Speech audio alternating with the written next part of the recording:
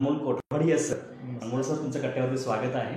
Actually चित्रपट activist म्हणलं तर वावगं ठरणार नाही, कारण पूर्ण सरांचं बॅकग्राऊंड आहे BA-MS, म्हणजे आयुर्वेदिक डॉक्टर आहेत सर व्यावसायिक, परंतु पूर्णपणे चित्रपटसृष्टीला त्यांनी वाहून घेतलेलं आहे. क्रिटिक्स म्हणून आणि वेगवेगळ्या भूमिकेत ते चित्रपटांसाठी काम करत आहेत. देतो आतापर्यंत 60च्या वर इंटरनॅशनल फिल्म फेस्टिवल कव्हर केले आहेत मीडिया क्रिटिक म्हणून. त्याचबरोबर 1800च्या वर आर्टिकल्स सरांचे प्रकाशित झालेले आहेत, ज्यापैकी 1600 आर्टिकल्स ही फक्त चित्रपटांच्या वरती आधारित आहेत. त्या उरलेली 200-300 आर्टिकल्स ही आरोग्य आणि इतर गोष्टीवरती आहेत, परंतु 1600 आर्टिकल जवळपास सरांच्या चित्रपटांच्या वरती आहेत. आणि त्याचबरोबर अनेक चित्रपटांसाठी सरांनी क्युरेटर म्हणूनही, अनेक चित्रपट महोत्सवांसाठी क्युरेटर म्हणून काम केलेलं आहे. त्याचबरोबर अनेक फिल्म्स, शॉर्ट फिल्म्सचा सर मेंटर म्हणूनही काम करतात. सर, पुन्हा एकदा कट्ट्यावरती स्वागत आहे. आणि याच्यापेक्षा अजून खूप मोठी ओळख आहे जी सरांच्याकडूनच आपण आता ऐकायची आहे, की शॉर्ट फिल्म किंवा इतर गोष्टींसाठी सर वेगळ्या कशा काही मार्गदर्शन करतात, काही वेगळ्या गोष्टी आहेत त्या. सर, पुन्हा एकदा कट्ट्यावरती स्वागत आहे. आणि मी खरंच आम्हाला जाणून घ्यायचं आहे की एक डॉक्टर पेशा असताना चित्रपटाच्या क्रिटिक्समध्ये तुम्ही आलात, आणि त्याचबरोबर चित्रपट साक्षरता मोहीम आहे ज्यासाठी तुम्ही हे सगळं काम करताय. तर हा प्रवास म्हणजे शालेय जीवनापासूनचा प्रवास, आणि हे कसं काय? चित्रपटांची जी आवड आहे ती मला अगदी लहानपणापासून आहे. त्या सगळ्यांनाच असते. हो. मला आठवत नाहीये जेव्हा मी आईच्या मांडीवर असेल बघायचं. आता नंतर आई मला सांगते की तुला तेव्हापासून सिनेमा आवडतात. सिनेमे आवडणं सुरू होतं, सिनेमे पाहणं सुरू होतं. अगदी पुण्याला माझं मूळ गाव वाल्हे, तालुका पुरंदर, जिल्हा पुणे. एकदा मी पुण्याला जाऊन पण फिल्म्स बघायचो वेगवेगळ्या थिएटर्सला. लहानपणी वडील पुण्याला निघाले की मी हट्ट करायचो आणि दिवसभर साधारणपणे मी 3 फिल्म्स बघायचो. लहानपणी शाळेत अगदी 10वी-पर्यंत, 5वी ते 10वी ह्या कालावधीत. या काळात तर सहसा घरातले सगळे अभ्यासक्रम म्हणतात. त्यावेळेला आपल्या घरात सिनेमा अजून उपलब्ध झाले होते, TV सोडला तर. ओके. आणि अशा पद्धतीने खूप फिल्म्स बघायचो. आणि त्या फिल्म्स बघितल्यानंतर घरी आल्यानंतर वाल्ह्यात माझ्या गावातील माझे जे मित्र होते त्यांना मी त्याची गोष्ट सांगायचो. आणि ती गोष्ट सांगत असताना मग ते थोडंसं व्हायचं ना, तर ते खूप इंटरेस्टिंग गोष्ट वाटायची. तेव्हापासून असं वाटत होतं की आपण फिल्ममध्ये जायला पाहिजे, फिल्म आपण केली पाहिजे. हा प्रवास सगळा सुरूच होता, फिल्म बघणं, अभ्यास वगैरे त्या सगळ्या गोष्टी. आणि त्याच वेळेला असं झालं की एकदा दूरदर्शन तेव्हा दूरदर्शनवर रात्री उशिरा एक तर वेगवेगळ्या महोत्सवांमध्ये गाजलेले किंवा काही वेगळ्या पद्धतीच्या फिल्म्स, कलात्मक ज्याला आपण फिल्म्स म्हणतो, त्या पद्धतीच्या फिल्म्स दाखवल्या जायच्या. आणि त्यावेळेला स्मिता पाटीलची एक मंडी नावाची एक फिल्म, तर ती मंडी नाही, सॉरी, चक्र फिल्म. तर ती चक्र फिल्म दूरदर्शनला असणार होती रात्री 11 वाजता. चक्र गाजली होती काही ती वेगळ्याच कारणानं. आणि त्यावेळी मी मध्ये असल्यामुळं त्यात स्मिता पाटीलची दिसणारी उघडी पाठ याबद्दलची एक वादळी चर्चा वर्तमानपत्रांमध्ये वगैरे होत होती. आणि ती माझ्याकडे पोहोचली होती. आणि मी तो चित्रपट पाहिला त्या उद्देशाने की स्मिता पाटीलची उघडी पाठ आपल्याला पाहता येईल. पण तो चित्रपट पाहताना जाणवलं की मी स्मिता पाटीलची उघडी पाठ बघलो. आणि तो चित्रपट काही ग्रेट चित्रपट आहे असं मला म्हणायचं नाही आता. पण तो सिनेमा बघताना कळलं की आजपर्यंत जे मी अमिताभ बच्चन आणि मिथुन चक्रवर्ती त्यावेळेचे, मी आजचे शाहरुख, सलमान खान वगैरे असं धरूया, तर त्या पद्धतीचे सिनेमे असायचे. त्या पद्धतीच्या गल्लाभरू सिनेमांपेक्षा, आता गल्लाभरू शब्द सुद्धा आता मी बोलतोय, त्यावेळेला ते मला कळलं नव्हतं, पण काहीतरी असा फरक मला कळला होता की हा आता आपण पाहिलेल्या सिनेमांपेक्षा ही पाहिलेली फिल्म जी आपली चक्र म्हटलं तर ती काही वेगळी आहे आणि ती खूप मला भावली. आणि तेव्हापासून माझा पहिला एक टप्पा होता म्हणजे सिनेमाकडे बघण्याचा दृष्टिकोन, उत्क्रांत होण्याचा दृष्टिकोन, की त्या चक्र सिनेमाकडे ज्या दृष्टीने बघितलं त्या दृष्टीने बघायला गेला तर तुम्हाला त्याचा वेगळा. आणि तो सेन्स मला वेगळ्याच प्रकारच्या सिनेमांकडे घेऊन गेला.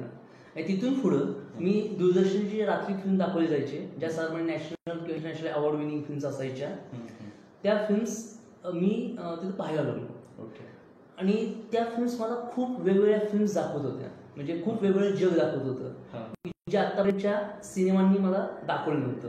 आत्तापर्यंतच्या कचकड्या सिनेमांनी, मेन स्ट्रीम मध्ये जे कचकड्या सिनेमा असतात जे तुमच्या स्वप्नरंजन असतात, जे तिथं सांगितलं डोके बाजूला काढून सिनेमा बघायचा असतो, हे जे सांगितलं जातं Entertainment. एंटरटेनमेंट हा जो एक मूलमंत्र सांगितला जातो, ऍक्च्युली आता मी त्याशी ऍग्री करत नाही, पण त्यावेळेला लहान वयात मी त्या पद्धतीने बघितले असतील फिल्म्स, पण त्या फिल्म्स बघायला लागलो, मग हे सगळं सुरू झालं होतं. पण अजून एक पुढचा एक टप्पा आला की चंद्रशेखरजी जे आहेत म्हणजे भारताचे माजी पंतप्रधान, त्यांची माझी काही व्यक्तिगत ओळख होती. मी त्यांनी काढलेल्या पदयात्रेमध्ये पूर्वी गेलो होतो आणि ते पंतप्रधान असताना मी दिल्लीत त्यांना भेटायला गेलो होतो. त्यांना माझी सिनेमाची आवड माहिती होती. खूप क्लोज होते. त्याचा एक तो वेगळा किस्सा होईल, आपण त्यावेळी एक वेगळा लाईव्ह करूया, आठवण आम्हाला ऐकायला नक्की आवडेल नंतर. हां, तर पण त्यावेळेला मी जेव्हा दिल्लीत त्यांना भेटायला गेलो होतो तेव्हा ते मला म्हणले अभी डिस्को करते हो क्या वगैरे त्यांना विचारलं. आणि मग त्यांनी मला विचारलं की तुला एक फिल्म फेस्टिवल आहे इथं, तुला जायला आवडेल. ऍक्च्युली फिल्म फेस्टिवलला किमान अट असते 18 वर्ष, त्याला माझी 18 वर्ष पूर्ण नव्हती माझी. आणि मी चंद्रशेखरजींना म्हणालो की ठीक आहे मला आवडेल. आणि ज्या फिल्म फेस्टिवलमध्ये, नॅशनल फिल्म फेस्टिवलमध्ये अमिताभ बच्चनला पहिल्यांदा सर्वोत्तम अभिनेताचं म्हणजे अग्निपथसाठी पुरस्कार मिळाला होता. त्यामध्ये अंजली मणिरत्नमची फिल्म होती किंवा घायल सनी देओलची फिल्म होती. ह्या मेन स्ट्रीम फिल्म सांगतोय, पण इतरही खूप चांगल्या फिल्म्स तिथं होत्या.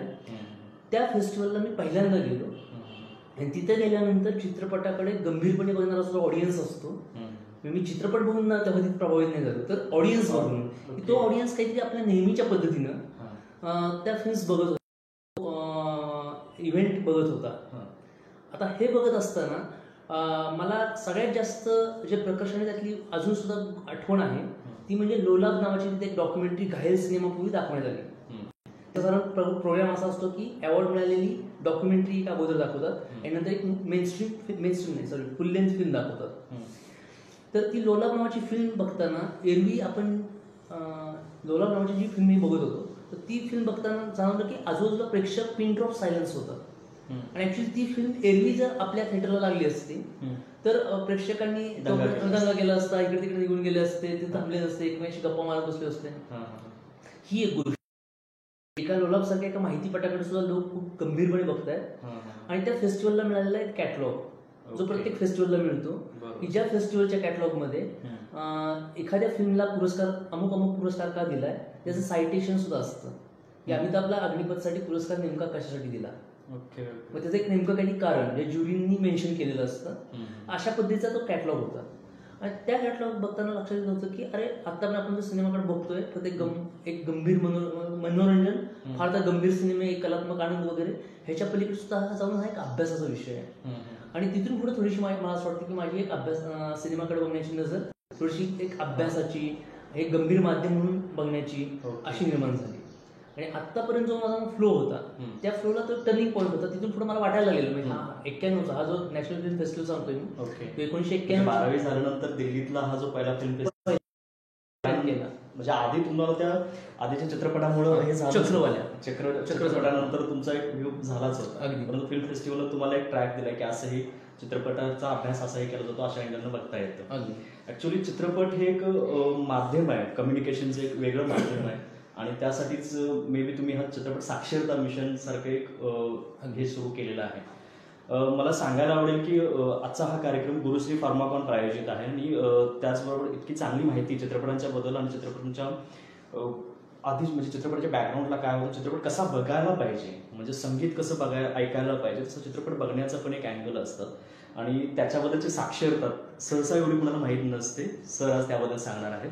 आणि म्हणून मी आवाहन करतो आमच्या प्रेक्षकांना की तुमचे काही प्रश्न असतील, शंका असतील तर कमेंट बॉक्समध्ये नक्की विचारा, सर त्याची उत्तरं देतीलच. सर मग यालाच संदर्भित पुढचा प्रश्न की तुम्ही या ट्रॅकवरती तरी आलात, 12वीलाच तुमच्या डोक्यामध्ये ठरलं की आता म्हणजे ही आवड निर्माण झाली, मग डॉक्टरकीकडे कसं काय आलं आणि तरीही ती आवड का जोपास? ऍक्च्युली मी डॉक्टरकीकडे जाणं हे माझं डिरेल होणं होतं, गाडी गुळवून घसरते ना तशी. आणि मी डिग्री केल्यानंतर मी परत सिनेमाकडे येणं, हे गाडी परत रुळावर येणं असं होतं. तर 12वी मध्येच माझ्या मनात ठाम होतं की मला FTIला ऍडमिशन घ्यायची आहे, film and television institute of India, पुण्यामध्ये आहे ती संस्था. आणि तोपर्यंत मला तिथं जाण्यासाठी पात्रता काय लागते वगैरे कुठल्याच गोष्टीची माहिती नव्हती. एक प्रकारे आम्ही स्वयंभूत समजायचो स्वतःला.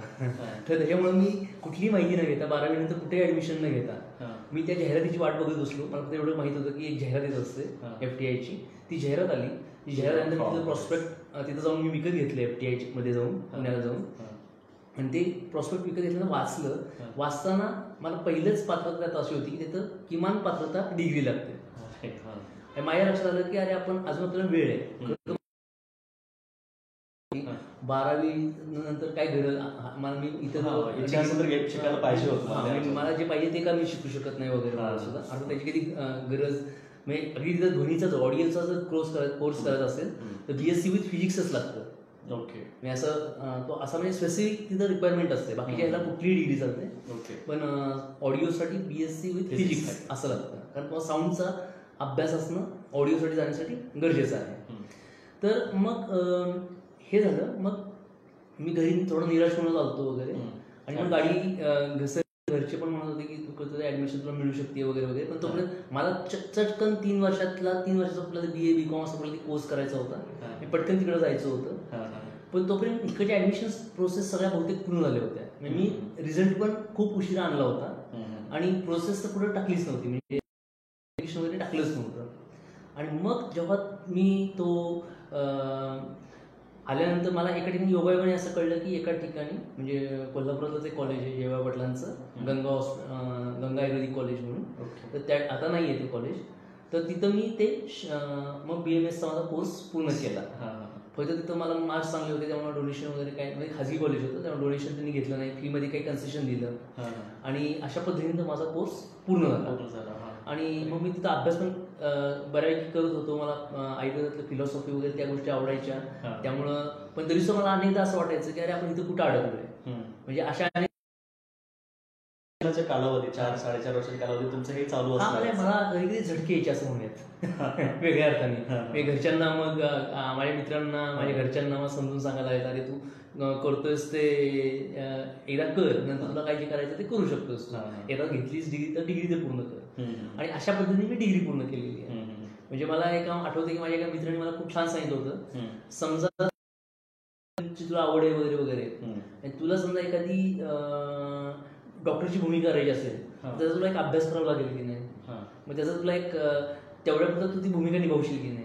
तर तशा पद्धतीने तू हे मेडिकलचा कोर्स असा भूमिका वैद्यकीय विद्यार्थ्याची भूमिका निभावली. म्हणजे अशा पद्धतीनं हा प्रवास होता. तर मुळात आपल्याला सरांचं बॅकग्राऊंड म्हणा किंवा डॉक्टर की असताना या फील्डमध्ये का आले हे यासाठी ऐकायचं होतं की ऍक्च्युली कोल्हापुरात आणि इतर ठिकाणी सर सायकलवर फिरण्यात सगळ्यांना माहित आहे, म्हणजे सगळ्यांना बघून माहित आहे सर सायकलवरून सगळे फिरत असतात, ही ओळख तर सगळ्यांनाच आहे. परंतु ह्याच्या पाठीमागले अनमोल कोठाडे काय आहे, त्यांची जडणघडण कशी झाली हे आम्हाला खरंच ऐकायचं होतं, म्हणून या बॅकग्राऊंडवरती आम्ही आलो.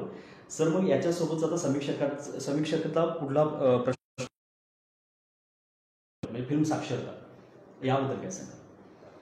ओके. मी मेडिकलला असताना शेवटच्या वर्षी मीफ नावाचा एक महत्त्वाचा फेस्टिवल बघितला जो मुंबईमध्ये भारत सरकार दर 2 वर्षांनी घेतं. आणि हे मला त्या फेस्टिवल, ती एकच फिल्म नव्हती पण त्या एका फिल्मनं ड्रॅस्टिकली मला ते जाणवलं. पण इतर अशा अनेक फिल्म्स बघितल्या, इतर अशा अनेक गोष्टी कळाल्या की कॅमेऱ्याशिवाय सुद्धा सिनेमा बनवू शकतो. म्हणजे कॅमेऱ्याशिवाय म्हणजे पूर्वीच्या फुटेजवरनं कंपाईल करणं असं मी म्हणत नाही, त्याला कंपाईल फिल्म म्हणतात, पण त्याला पण कधी ना कधी कॅमेरा वापरलेला असतो.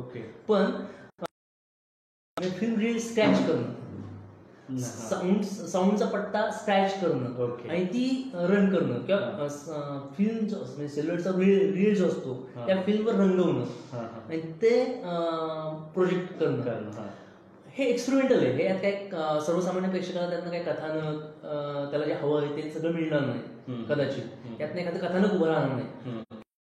एक्सपेरिमेंटल लेवलच्या अशा खूप वेगवेगळ्या पद्धतीच्या फिल्म्स सुद्धा तिथे बघायला मिळत होत्या. ग्लास सारखी जी फिल्म आहे, जी ऑस्कर विनर वगैरे फिल्म आहे, ती युट्यूबला सुद्धा अवेलेबल असते, लोकांनी बघायला हरकत नाही. की फिल्म हे नेमकं काय माध्यम आहे, तर फिल्म आपण जेव्हा म्हणतो की दृकश्राव्य माध्यम आहे वगैरे वगैरे वगैरे, ठळकपणे जाणीव मला त्यावेळेला झाली. आणि तिथून पुढे मी ठरवलं की अरे हा सिनेमा इतकं प्रभावी माध्यम असेल तर मग त्याचा आपण प्रभावी वापर केला पाहिजे. मग तो प्रभावी वापर का होत नाही, ह्या सगळ्या बाबींवर माझ्या मनात एक विचार सुरू झाला. त्यावेळेला तुम्हाला शब्द माहित नव्हता, पण डिस्कूलिंग जी कन्सेप्ट आहे, आपण स्कूलिंग म्हणजे शिकणं आणि डिस्कूलिंग म्हणजे जे शिकलेलं काढून टाकणं, लर्निंग आणि डिलर्निंग, काढलेलं मोकळं करणं आणि वेगळ्या पद्धतीनं जगण्याचा शोध घेणं, ओके. या पद्धतीनं मग मी फिल्मकडे पण बघायला लागलो. माझ्या जगण्याकडे मी बघतच होतो. आता माझं फिल्मची आवड ही माझ्या जगण्याच्या आवडीपेक्षा वेगळी नाही. म्हणजे असं नाही की मी फिल्म पॅशन आहे, म्हणजे जर फिल्म नाही करू शकलो तर मी आत्महत्या करेन, असा तो भाग नाहीये. माझ्या जगण्यासाठीच एक महत्वाची गोष्ट फिल्म आहे. फिल्म इतकीच माझी महत्वाची गोष्ट इथे जगणं आहे. त्याच्यामुळे माझा जगण्याविषयीचा हा दृष्टिकोन होता, डी लर्निंगचा, डी स्कूलिंगचा. त्यामुळे थोडंसं माझ्या मनातलं FTIचं अगोदर माझ्या डोक्यात काय होतं की BMS कम्प्लीट करायचं, FTI करायचं, ऍडमिशन करायची, ऍडमिशन प्रोफेशनल करिअर त्यातलं करायचं. मग आता मी फिल्मकडं प्रोफेशनल करिअर म्हणून बघू शकत नव्हतं. आता मी या फिल्मकडं काहीतरी वेगळ्या पद्धतीने माझ्या डोक्यात आता काहीतरी विचार सुरू झाले होते. हे जे माझ्या मनात काही वेगळं येते, मला फिल्मबद्दल ज्या पद्धतीचं वाचायला हवं होतं, मला जे मिळायला पाहिजे, माझी जी भूक होती, मी जेव्हा बाहेर वाचत होतो म्हणजे ऍटलिस्ट मराठीमध्ये तरी, तर मराठीमध्ये त्या पद्धतीचं लिखाण होत नव्हतं. मराठीमध्ये जे सिनेमाविषयी जे लिखाण होतं ते नॉर्मली गॉसिप हे लिखाण असतं, येणाऱ्या सिनेमांचे प्रमोज असतात, बरोबर, किंवा काही किस्से कहाणी असतात की देवानंद असा होता, राजकुमार असा होता, राज कपूर असा होता, तो इतक्या उंचीची ड्रेस घालायचा, तो हे सिनेमाविषयीचं लिखाण नाहीये. बरोबर, ते सिनेमा इंडस्ट्रीबद्दलचं लिखाण असेल, पण ते सिनेमा माध्यमाविषयीचं लिखाण नाहीये. आणि मला सिनेमा माध्यमाविषयी काहीतरी वाचायची इच्छा होती, ते माझी भूक भागत नव्हती, आणि म्हणून मी लिहायला सुरुवात केलं 1999 मध्ये. माझा जो पहिला लेख आला ऍक्च्युली 96 मध्येच लिहिला होता. मी फेस्टिवल केला, आलो, पहिलं 2 आर्टिकल मी MF केली होती, पण त्यावेळेला मी ती आर्टिकल पाठवली, ती आली नाही छापून. मग त्यामुळे वाईट वाटलं. मला वाटलं बहुतेक ते घेत नाहीत, मग कशाला लिहायचं वगैरे असं वाटलं. म्हणजे एकदा मी गेलो तर ते म्हणले त्याच्यावर फोटो पाहिजे, त्यावेळेला गुगल इमेजेस असं इतकं सोपं नव्हतं. तर त्यामुळे माझ्या माहितीच नव्हतं ना की असं फक्त तुमचे अनुभव लिहिले. मी अनुभव लिहिला. म्हणजे त्या फिल्म मला त्या फिल्म्स कशा वाटल्या, भावल्या वगैरे वगैरे, आणि किती वेगवेगळ्या पद्धतीच्या फिल्म्स होत्या हे एकंदर लोकांपर्यंत पोहोचावं. म्हणजे इथूनच माझी असं वाटतं माझ्या 96 मध्येच मी फिल्म ऍक्टिव्हिस्ट माझ्यातला जागा झाला होता. आता मी जेव्हा त्या फिल्म्स बद्दल मग हे जी माझी भूक आहे लिहिण्याची, ऍक्च्युली वाचण्याची, तर ती वाचायला मिळत नाही म्हणून मी लिहायला लागलो. 1999 मध्ये माझा पहिला लेख पब्लिश झाला. तिथून पुढे मग मी नियमित लिहायला लागलो. आता हे लिहित असताना काय होतं की माझ्या लक्षात येतं की मी कुठेतरी जाऊन फिल्म्स ह्या कॅच करू शकतोय, मी पाहू शकतोय. मी वेगवेगळे फेस्टिवल अटेंड करायचे, अटेंड केलेले आहेत. आम्ही बघितले फिल्म फेस्टिवल सगळे. आणि मी आणि इथं फेस्टिवल हळूहळू इथं पण फेस्टिवल कॅच करायला सुरुवात केलं. आता हे सगळे फेस्टिवल कॅच करत असताना मला लक्षात येतं की मी हे फिल्म्स बघतो, माझं मग मी या फिल्म्स बद्दल लिहितो. मी लोकांना फक्त सांगतो की इथं इतकी छान खाद्य उपलब्ध आहे, पण ते लोकांपर्यंत पोहोचणार कसं, तो एक मुद्दा राहतो. कारण मी लोकांना, तुम्ही सांगताय कोरोनाच्या काळामध्ये की रोगप्रतिकारक शक्ती वाढवा, आज पोस्टल तिकीट पण आज ते पब्लिश होत आहे, पण रोगप्रतिकारक शक्ती जर आमची बेरोजगारी असेल, आमची शक्ती कशी वाढणार, हा मुद्दा असतो. म्हणजे सगळी गोष्ट ही एकात्मतेत असते, होलिस्टिक असते ना. अशी एक गोष्ट सुट्टी काढून बघता येत नाही. आणि मग मी तिथून पुढे ठरवलं की आपल्याला ह्या फिल्म्स कुठून तरी जमा करता आल्या पाहिजेत, कुठून तरी ह्या फिल्म्स आपल्याकडे आल्या पाहिजे. त्यावेळेला ती गोष्ट जरा अवघड होती, म्हणजे इंटरनेट सारखं नव्हतं त्यावेळेला. आता तुम्हाला कुठली फिल्म तुम्ही मागून घेता येतो, कुणाकडे 3000-4000 फिल्म्स असतात, मी कुठल्याही मित्रांना विचारावं कलेक्शन असे लोक आहेत. आणि आता ते अवघड नाहीये, पण त्यावेळेला ती अवघड होती. मग मी वेगवेगळ्या एम्बॅसीजना वगैरे एखादी त्यांच्या फिल्म फेस्टिवलमध्ये एक फिल्म आवडली की त्यांना मी कळवायचं की मला तुमची फिल्म आवडली आहे, मला उपलब्ध होतील. कारण त्या फेस्टिवलच्या कॅटलॉगमध्ये शेवटी एम्बॅसीजचे ऍड्रेसेस असायचे. मग ते मला काहीतरी मार्गदर्शन करायचे. मला एकदा इराणच्या जे कल्चरल सेंटर आहे मुंबईमध्ये, त्यांनी मला त्यांचे व्हेरीज फ्रेंड्स ऑफ नावाची खूप सुंदर फिल्म आहे इराणची, मला त्यांनी परवानगी दिली होती की ही फिल्म तुम्ही कुठेही रितसर दाखवू शकता असं. मी त्याच्यावर त्यांच्या 1-2-3 फिल्म्सवर आर्टिकल लिहिलं होतं आणि ते त्यांना पाठवलं होतं वगैरे वगैरे अशा पद्धतीनं. आणि अशा पद्धतीनं ह्या फिल्म दाखवणं वगैरे हा प्रकार सुरू झाला. आणि मग हे कधी कधी असं झालं की हे म्हणजे मी थोडासा संस्थात्मक मी माणूस नाहीये, मी थोडासा असंस्थात्मक माणूस आहे, त्यामुळे अशी एखादी संस्था केली नाही. मात्र अनेकदा असं झालं की वेगवेगळ्या ठिकाणी मी वेगवेगळ्या ग्रुप्स बरोबर ते कार्यक्रम व्हायचे. मी फार बाजूला जात नाही. बरोबर, आपल्याला साक्षरतेवरतीच बोलायचं. तर मग आपण जयसिंगपूरला एक काही लोकांचा ग्रुप होता, तिथे एक डॉक्टर अजित बिरनाळे म्हणून आहेत, आणखी एक अशोक पटोळे इंजिनियर होते पूर्वी. तर त्यांना जयसिंगपूरमध्ये अशी एक फिल्म सोसायटी चालवायची, त्यांचा आमचा कुठून संबंध आला आणि आम्ही तिथं पण एक गोष्ट सुरू झाली. मग तिथं आम्ही 1.5-2 वर्ष तिथे झेले चित्रपटगृहवाले आम्हाला दर रविवार महिन्यातला एक रविवार सकाळी मॉर्निंग शो आम्हाला ते विनामूल्य द्यायचे. म्हणजे थिएटर कोणती फिल्म आम्ही फिल्म आमची घेऊन जायची, पण ते थिएटर त्यांचं द्यायचे. पण त्याची एक अट असायची की 12 वाजता आमचा पहिला शो सुरू होतो, त्याच्या आधी आमचा सिनेमा 11:15 पर्यंत संपला पाहिजे. एवढी अट असायची. अशा म्हणजे असं सहकार्य मिळत होतं. त्यानंतर वारणानगरमध्ये सुद्धा आम्ही एक प्रज्ञान म्हणून एक ग्रुप आहे, तर त्या ग्रुप बरोबर काम आम्ही जेव्हा काम सुरू केलं तेव्हा ग्रुपचं नाव नव्हतं, नंतर ते ग्रुपचं नाव वगैरे झालं प्रज्ञान म्हणून. तर तो आम्ही जवळजवळ 4-4.5 वर्ष वारणानगरमध्ये दर महिन्याला एक जागतिक सिनेमा आणि एक शॉर्ट फिल्म, जर जागतिक सिनेमा नसेल आणि भारतीय सिनेमा असेल तर एक बाहेरची शॉर्ट फिल्म, जर जागतिक सिनेमा असेल तर एखादी भारतीय शॉर्ट फिल्म, शक्यतो भारतीय शॉर्ट फिल्म मेकर जो असेल तो जर असेल तर त्याला बोलवायचं. समजा आम्ही अमर देवकरची आयडेंटिटी नावाची शॉर्ट फिल्म आहे ती दाखवली, नागराज मंजुळीची पिस्तुल्या दाखवली, तो फॅन्ड्री म्हणजे ही सगळी मंडळी अशी 7 पद्धत होती. त्यांना पण बरं वाटायचं त्यांना, कारण त्यांनी फिल्म केलेली असते. नॉर्मली फेस्टिवल्समध्ये इतर काय होतं माहितीये का, की तुमच्या फिल्म स्वतः दाखवल्या जातात एका पाठोपाठ एक, म्हणजे डायलॉगला संधी मिळत नाही. तर ही संधी आम्ही तिथे उपलब्ध करून द्यायचो. म्हणजे कोल्हापुरात सुद्धा अशा आम्ही काही शो, कधी कधी अनिसचं बरोबर शो केले, कधी कधी अशा वेगळ्या काही इथं एक कोष्टी समाज आम्हालाही अटेंड करायला मिळालं. अगदी कोष्टी समाजचा अगदी वारणीची आम्ही अटेंड केली बरोबर. तर कोष्टी समाज त्यांचा फेस्टिवल असेल, त्यांना मी ते फिल्मचे एक सिलेक्शन करून द्यायचो. तुमचा ऑडियन्स असा असणार आहे, आपल्याला ह्या फिल्म्स अशा पद्धतीचे पोहोचवायच्या, मग आपण हा एक पॅकेज करूया. ते क्युरेटरचं काम ते ऍक्च्युअली. तर मग हे सगळं काम सुरू करत असताना, हे सुरू असताना ह्या प्रश्नाकडे जाण्याआधी आम्हाला काही किस्से ऐकायचे. मला तुम्ही पंतप्रधानांची एक आठवण सांगितली. बरं, की एवढ्या जवळच्या आहेत किंवा इतर, तर त्यांच्याबरोबरच्या काही गोष्टी किंवा अशा काही आठवणी राहिल्या मनात राहिल्या? ओके, सर आमची ओळख कशी झाली सांगतो. ओके. मी पुरंदर तालुका, मी विरोधकांचा बालेकिल्ला, विरोधक म्हणजे त्याचे काँग्रेसच्या विरोधकांचा बालेकिल्ला नॉर्मली. पण राईट विंगला तिथं सगळ्या गोष्टी काय झालेलं की जेव्हा चंद्रशेखरजी 1983 मध्ये पदयात्रा काढणार होते, त्यांनी कन्याकुमारी ते दिल्ली अशी पदयात्रा काढली होती. ती आमच्या गावातून गेली, ती कोल्हापुरातून पण गेलेली आहे, पण नंतर आमच्या गावातनं म्हणजे सातारा, नीरा, लोणंद, नीरा, जेजुरी, तर वाल्ह्यात जेव्हा ती पदयात्रा आली तर आम्ही पण जोशात होतो, कोणतरी मोठी व्यक्ती आपल्या गावातून जाते वगैरे वगैरे असं सगळं होतं. आणि त्यांनी जेव्हा पदयात्राचं भाषण झाल्यानंतर, जाहीर सभा व्हायची प्रत्येक गावामध्ये, जाहीर भाषण झाल्यानंतर त्यांनी जेव्हा मागितला तेव्हा मी घरी आलो. मला आता रक्कम आठवत नाही, पण ती रक्कम कमी होती, असं समजा आता 10 रुपये होते समजा. तर मी 10 घेतली, मी घरात म्हणजे घरी आलो, घरातून तिकडे गेलो, दिले. तर ती जेव्हा द्यायला गेलो तेव्हा विश्रांती घेत होते, त्यांच्यावर गावातले काही कार्यकर्ते होते. तर ते कार्यकर्ते मला म्हणाले की त्यांनी चेष्टा केली माझी, म्हणजे गंमत म्हणून, अरे एवढा डॉक्टरांचा मुलगा इतकेच पैसे आणलास काय. मग मी त्यांना असं म्हटलं, हे माझे स्कॉलरशिपचे पैसे, हे काही वडिलांचे पैसे नाहीत, माझे स्कॉलरशिपचे पैसे आहेत. मग ते चंद्रशेखरांना आवडलं असेल कदाचित. मग त्यावेळेला आमचं फार बोलणं झालं नाही. आता चंद्रशेखरांची जेव्हा पदयात्रा जेजुरीच्या दिशेने सुरू झाली वाल्ह्यापासून, त्याला आम्ही काही लहान मुलं कडेकडे पळत होतो. आपण पदयात्रा चालली आहे, कडेकडे आपण जातो, तेव्हा चंद्रशेखरांनी चालता चालता मला बोलून घेतलं. आणि मला बोलून घेतल्यानंतर त्यांनी मला तुझं नाव काय वगैरे वगैरे असं सगळी माहिती वगैरे विचारायला सुरुवात केली.